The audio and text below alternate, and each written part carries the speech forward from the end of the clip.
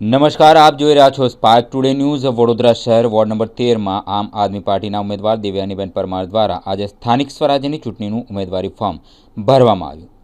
સાથે જ તેમણે જણાવ્યું કે જો આ ચૂંટણી માટે તે વિજય થશે તો વોર્ડ નંબર 13માં સમાવિષ્ટ વિસ્તારોમાં લોકોને થતી સમસ્યાઓ અને સુવિધાઓનું નિરાકરણ કરી તેમને પ્રાથમિક સુવિધાઓ મળી રહે તે માટેનું વચન આપ્યું। કલેક્ટરની ઓફિસે મેં આજે આમ આદમી પાર્ટીનું ફોર્મ ભરવા માટે આવ્યા છીએ। હું વોર્ડ નંબર 13ની ઉમેદવાર છું અને મારે 13માં અમે જે અમારું નિશાન છે ઝાડુ, અને ઝાડુથી અમારે કમળ અને પંજાને અમારે સાફ કરીને બતાવવાનો છે કે જે અત્યારે અભણ લોકો રાજ કરી રહ્યા છે, અહીંયા આગળ રૂપિયા બનાવી રહ્યા છે, એમને જનતાની કંઈ પડી જ નથી, પણ અમે જનતાની વચ્ચે રહીશું અને અમે કામ કરીશું।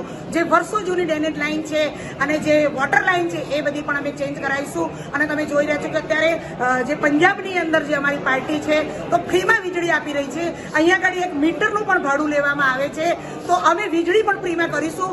જ્યારે આખા ગુજરાતમાં અમારી પાર્ટી આવશે તો વીજળી ફ્રીમાં મળશે। અને અત્યાર સાથે મારા સાથી ભાઈઓ જે ફોજમાંથી રિટાયર થયેલા BSFના જવાનો મારી સાથે અત્યારે ઉપસ્થિત છે, એમને પણ લાગે છે કે અમે આખી જિંદગી બોર્ડરની સેવા કરી છે, અમે બોર્ડર પર એમના બાળકો છોકરાઓ મૂકીને એમને કોઈની કાળજી નથી લીધી, ખાલી એમને ભારતની કાળજી લીધી છે। એવા સૈનિકો મારી સાથે છે અને સૈનિકો મારી સાથે મેદાનમાં આવશે અને જાહેર પણ કરશે એ લોકો કે અમે દેશની સેવા અમે કરીએ છીએ, અમારો પગાર આટલો ઓછો છે અને રાજનેતાઓનો કેટલો પગાર છે। બીજું મારે કહેવાનું છે કે 2004થી જે એ લોકોની પેન્શનો બંધ કરી છે એમની પેન્શનો ચાલુ થવું જોઈએ। એ લોકો જ્યારે રિટાયર થઈને આવે છે તો માત્ર એ લોકો 50 લાખ 30 લાખ લઈને આવે છે, જ્યારે નેતાઓ રિટાયર થાય છે ત્યારે એમને 1-1 લાખ પેન્શન બંધાય છે, તો બોર્ડરો પર નોકરી કરે છે એમના માટે કશું જ નહીં। તો મારી સાથે અત્યારે બોર્ડરોના જવાનોને પણ એવું દુઃખ થઈ રહ્યું છે, તો એ લોકો એક સામાજિક કાર્યકર્તા સાથે મેદાનમાં ઉતર્યા છે। આપણી સાથે હરીશભાઈ છે, પછી તમારું નામ બોલો। જગદીશભાઈ સુધીર રાણા છે। પહેલા અમે લોકો ફોજમાંથી રિટાયર થઈને સેવા બજાવને આવે છે। અમે લોકો બોર્ડર પર સહિત સરહદ પર દેશની રક્ષા અને जनता रक्षा, अंदरूनी हो चाहे बाहर की हो, चाहे ऑपरेशन हो, कैजुअलिटी, चाहे लड़ाई, किसी भी टाइम हम हर दम तैयार रहते।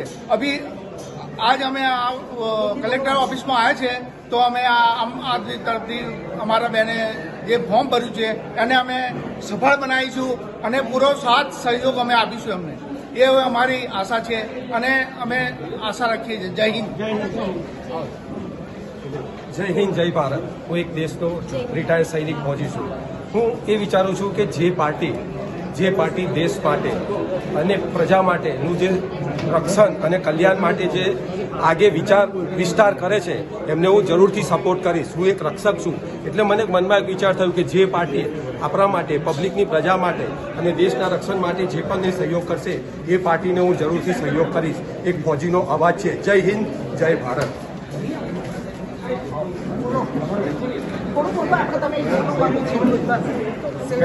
પેરામિલિટરી, CISF, CRPF, BSF વગેરે વગેરે 6 ફોર્સ છે અમારી। આ ફોર્સની જેવી રીતે અમે જવાબદારી રાખી છે આ દેશની સુરક્ષા માટે, એવી રીતે પ્રજાની અમે સુરક્ષા કરીશું। તો આ બેનને વોટ આપશો। જય હિન્દ, જય ભારત। જય હિન્દ, જય હિન્દ, જય ભારત, ભારત માતા કી જય।